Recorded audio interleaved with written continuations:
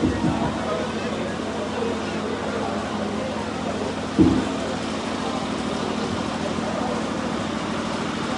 सनातन हिंदू धर्म की, चल्ला राय की, हिंदू समाज की, हर हर महादेव। मंच पर उपस्थित पूजनीय स्वामी जी, अंतर्राष्ट्रीय हिंदू परिषद के राष्ट्रीय सचिव मनोज साहू जी, अंतर्राष्ट्रीय हिंदू परिषद आसाम के जनरल सेक्रेटरी रवि भुयान जी, अंतर्राष्ट्रीय हिंदू परिषद के आसाम के वाइस प्रेसिडेंट अपूर्व साहित्या जी, वाइस प्रेसिडेंट दीप दत्ता जी, वाइस प्रेसिडेंट अभिजीत देका जी, यहाँ के संगठन मंत्री कृष्णा राठौड़ जी, डुबरी अंतर्राष्ट्रीय हिंदू परिषद के प्रेसिडेंट माणिक राय जी, कमल राय जी, हेमंत गोगोई जी, और यहाँ बांग्लादेश सरहद पर जहां हिंदू अल्पसंख्यक हो चुका है, वहां आसाम के भूभाग धुबरी में उपस्थित मेरे हिंदू साथी बंधु माताओं, जब सृष्टि नहीं थी तब अनंत कोटि ब्रह्मांड के नायक परब्रह्म ने ओम की आवाज करके सृष्टि का निर्माण किया। सृष्टि चलाने के लिए परब्रह्म ने अपने सहस्त्र ज्योतिर्मय शरीर से ज्योतियां निकाली, वो हमारे पूर्वज थे, नानी हमारे थे, स्वयं भगवान का हिस्सा, भगवान का अंश है, और उनके वंशजों ने सबसे पहले निराशा भर गया, सबसे टूटी हुई, सबसे लेकर महाभारत तक सबसे खंड भारत में हिंदू था,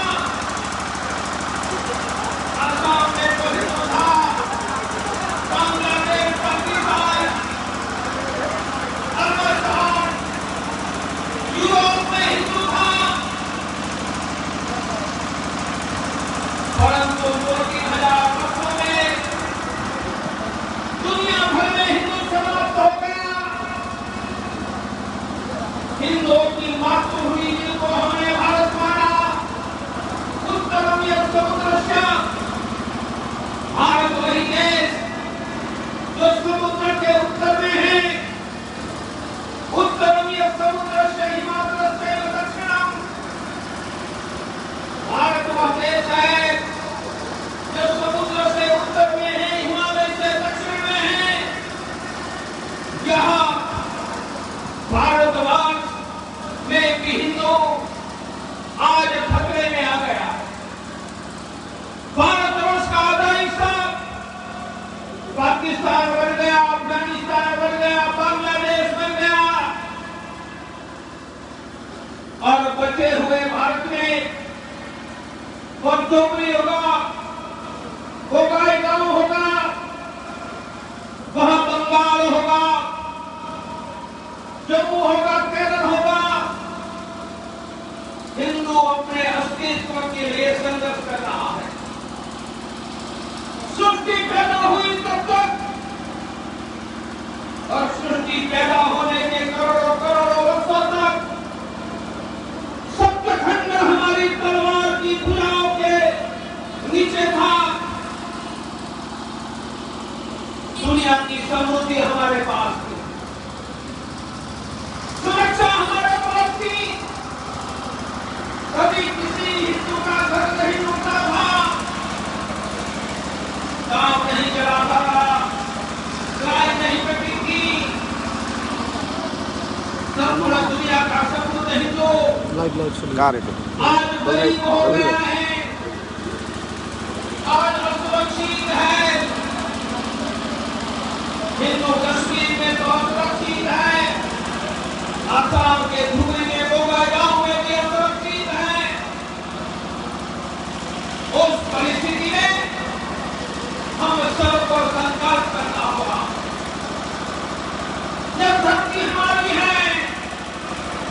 धरती हमारे बाप की है, यहां हम रहेंगे, सम्मान के साथ रहेंगे, सुरक्षित होकर रहेंगे। हम आज गरीब हैं, हम समृद्ध होकर रहेंगे। आप पूछेंगे कि आज तो हम धुबरी में 20% से कम हो गए। मैं ये जानता हूं, धुबरी में हम 3 लाख हिंदू बचे होंगे, पर याद रखो हिंदुस्तान में हम 100 करोड़ हैं। बोलो हिंदुस्तान में कितने करोड़ हैं? 100 करोड़। बोलो कितने करोड़ हैं? 100 करोड़। भी बोलो बोलो कितने करोड़ हैं? 100 करोड़। प्रवीण तोगड़िया यहाँ क्यों आया है? वोट मांगने नहीं आया है, एमएलए की बात नहीं करने आया है। मैं धुबरी को हिंदुओं को सुरक्षा का वचन देने आया हूं। जय श्री राम। आप पूछेंगे कैसे देंगे? कैसे देंगे? अरे धुबरी का एक हिंदू का नाम लिया तो आसाम को खड़ा होगा, भारत के 100 करोड़ हिंदुओं को खड़ा कर देंगे। बोलो हमारी सुरक्षा होगी या नहीं? होगी।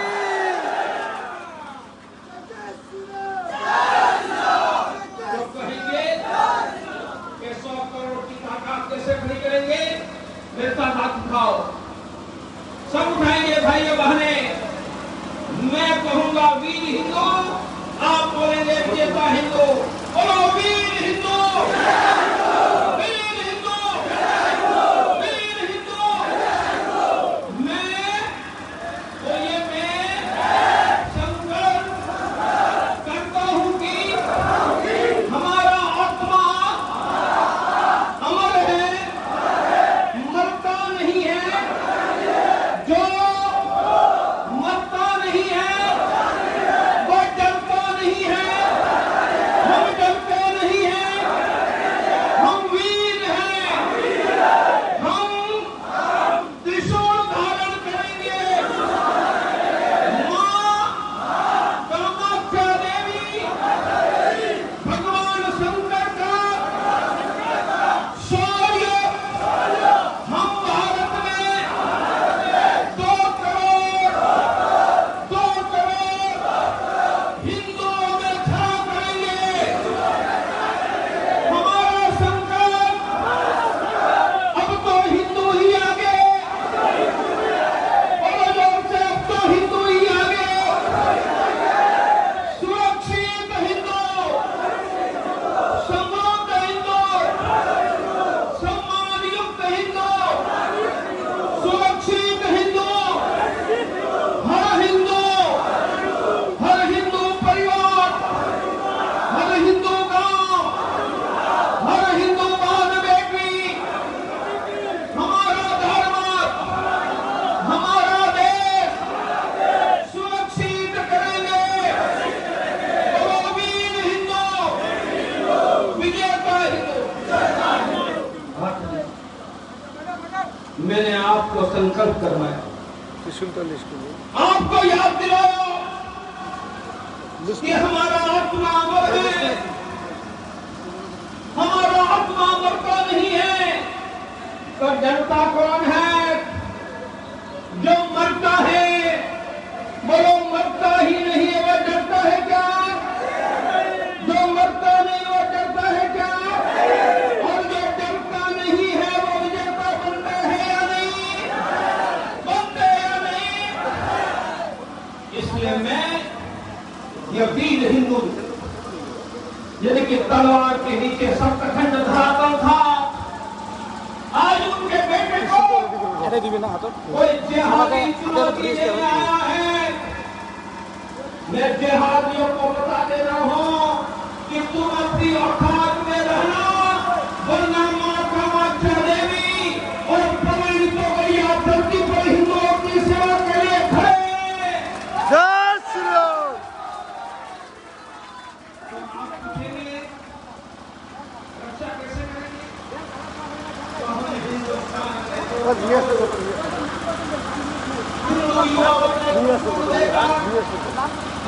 वीर हिंदू को विजेता बनाने निकले हैं।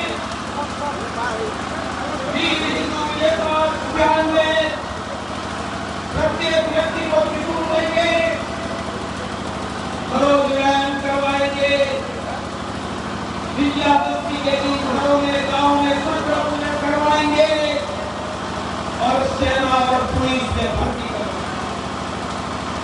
परंतु हिंदुओं की रक्षा के लिए, हिंदुओं की रक्षा के लिए मेरी एक मांग सरकार से, जब भारत पाकिस्तान बना तब भारत में कौन सा हिस्सा रहा जहां हिंदुओं का बहुमत था, जहां हिंदुओं का, बोलो डुगरी भारत में रहा या नहीं?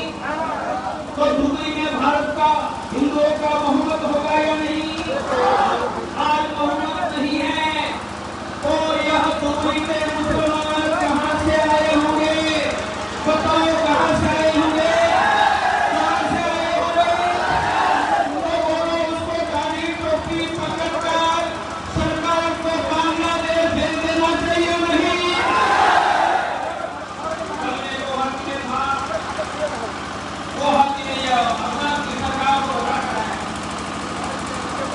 कि फिर से NRC national register of citizen बनाओ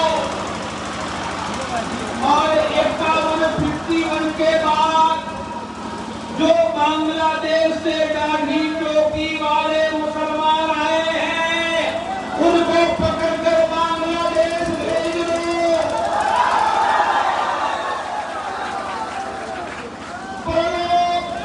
51 के बाद डुगरी में आए टोपी वाले नमूनों को बांग्लादेश भेज देंगे तो डुगरी में हिंदुओं का बहुमत होगा या नहीं?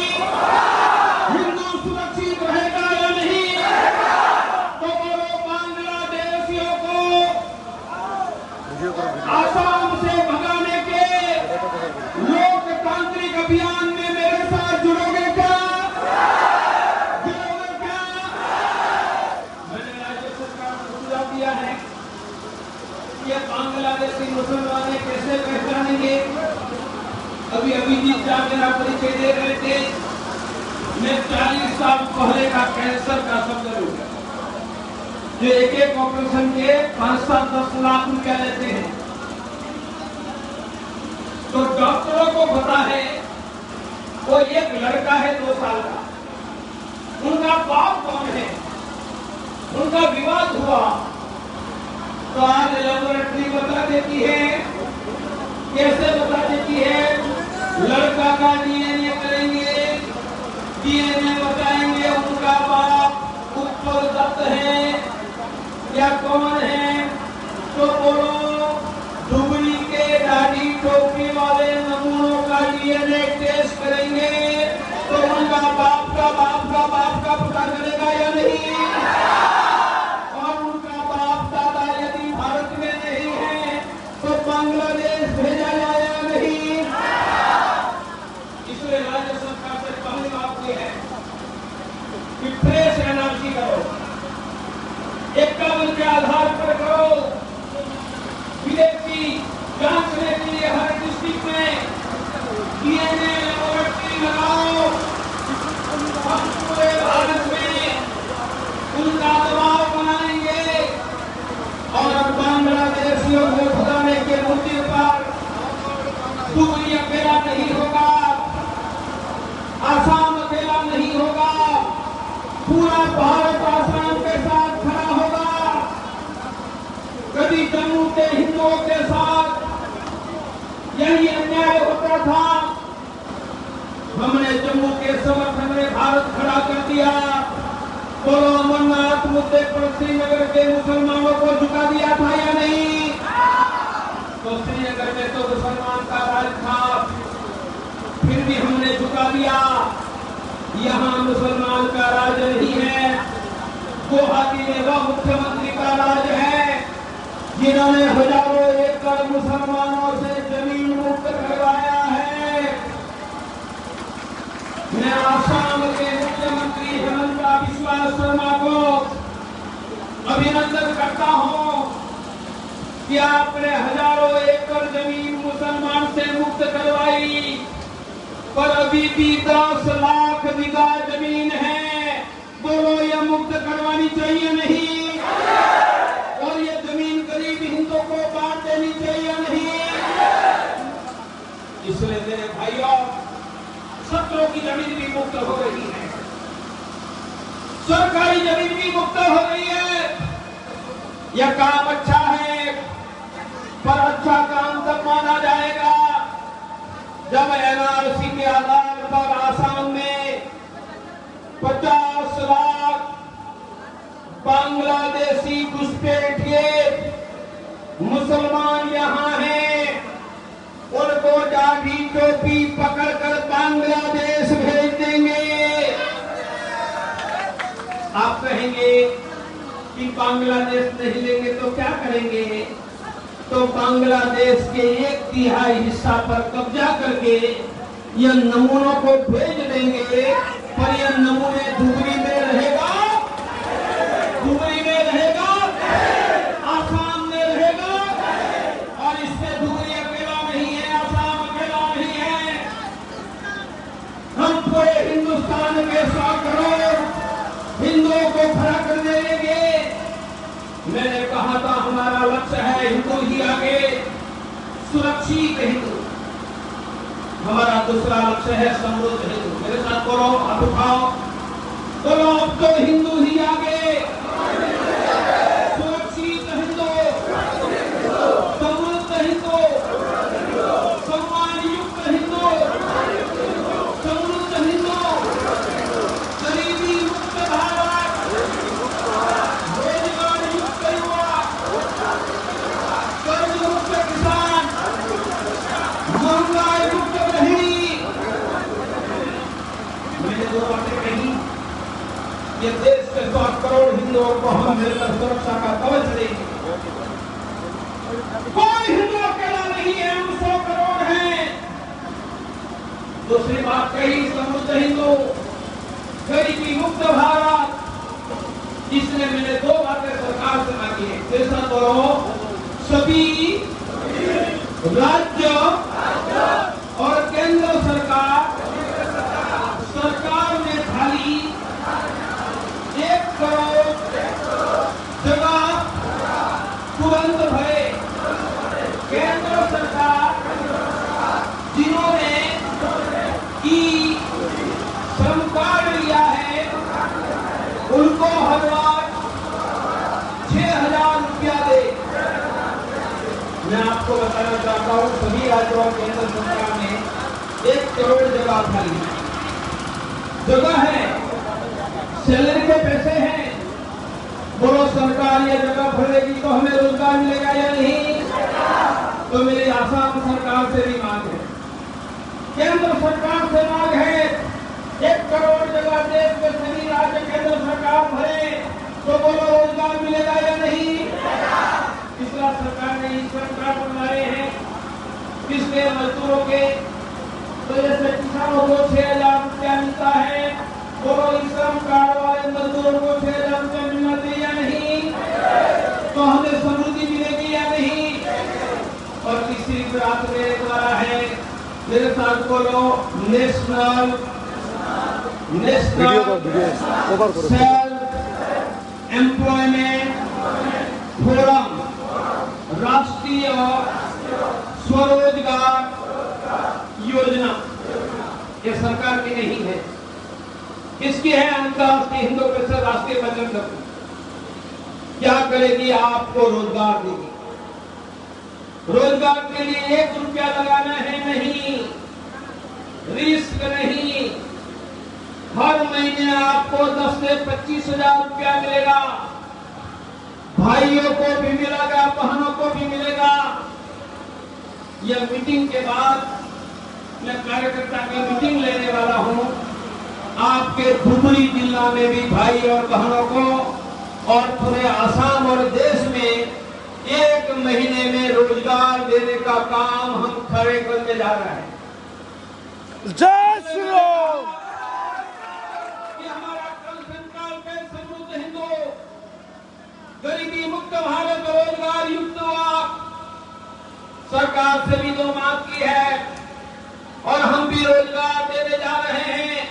बोलो ये तीनों काम हुआ तो समृद्धि वापस लौटेगी या नहीं?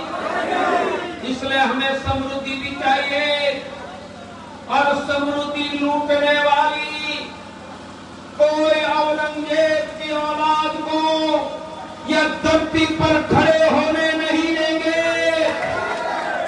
उनको कुचल डालेंगे। बोलो राम मंदिर बना लिया या नहीं? मुझे पूछते थे लोग कि डॉक्टर साहब मंदिर बनेगा, मैं कहता था मंदिर बनेगा, कोई चाहेगा तो भी मंदिर बनेगा, अरे नहीं चाहेगा तो भी मुसलमानों तुम्हारी छाती पर पांव रखकर हम मंदिर बना लेंगे। वो मंदिर बनाया नहीं, जो मंदिर बन सकता है तो 50 लाख बांग्लादेशी गाड़ी टोपी वाले जा सकते हैं या नहीं? ये बाबरी गिराने से आसान है। यदि बाबरी गिरा सकते हैं तो बाबर की औलादों को ढाका भेज सकते हैं या नहीं? कभी यही ढाका से सेना लेकर औरंगजेब की सेना आई थी, यही कामाख्या में गुवाहाटी में लाचित भगवान के नेतृत्व में आसाम के बेटों ने उनको मार भगाया था। बस यही ढाका से 50 लाख औरंगजेबों की औलाद यहां पर आई है। यह हमारी नहीं है, हमारे देश के नागरिक नहीं है, और जो हमारे देश के नागरिक नहीं है उनको भारत की धरती पर रहने का अधिकार। पहली बार केंद्र में भाजपा की सरकार है, आसाम में भाजपा की सरकार है, और सरकार में बैठने वाले लोग यह है जो कभी मेरे स्कूटर के पीछे भी बैठते थे, मेरे घर में खाना खाते थे। बोलो ये सबको बांग्लादेशियों को भगाकर आसाम को सुरक्षित करने का काम करना चाहिए या नहीं? मेरी आसाम सरकार को और केंद्र सरकार को विनती है कि 1 साल में एनआरसी पूरी करो, अगले चुनाव तक नहीं। और एनआरसी में जो बांग्लादेशी हैं उनको पकड़कर कैंपों में ले जाओ। वह धुबरी के गांव में नहीं रहेगा, वह कैंपों में रहेगा, और कैंपों से उनको ढाका में भेज दो। मुझे आपको समझाना है, बोलो राम मंदिर के प्रश्न पर 100 करोड़ हिंदू एक हो गया था या नहीं? बाबरी गिर गई थी या नहीं? बोलो आसाम और हिंदुस्तान का हिंदू एक होगा तो बांग्लादेश जाएगा या नहीं? हम करके दिखाएंगे। जिन्होंने यह पहनाया है उनके पुरखों ने कभी समझौता नहीं किया है। उन्होंने 700 वर्ष 1300 वर्ष पहले लड़ाई लड़कर यही विस्तार की रक्षा की है। हम फिर से सभी जातियों में जन्मे हिंदू, हम बंगाली होंगे, हम असमिया होंगे, याद रहो हमारी भाषाएं भिन्न हैं, पर हमारे पुरखे हम मां कामाख्या देवी के संतान हैं। बंगाली भी कामाख्या देवी का संतान है और हम यहाँ भी मां कामाख्या देवी का संतान है। हम मिलकर हमारे घरों की रक्षा करेंगे, मिलकर आसाम की रक्षा करेंगे। रेडी है, सामने आओ, सामने आओ, आगे आइए। अभी त्रिशूल धारण का कार्यक्रम होने वाला है, मंच पर है, उनको यहाँ त्रिशूल मिलेगा। संकल्प सबको करना है, बाद में मेरे पीछे त्रिशूल लेकर रविंद्र जी खड़े हो जाते हैं। दोनों पर आ जा, उठाओ त्रिशूल,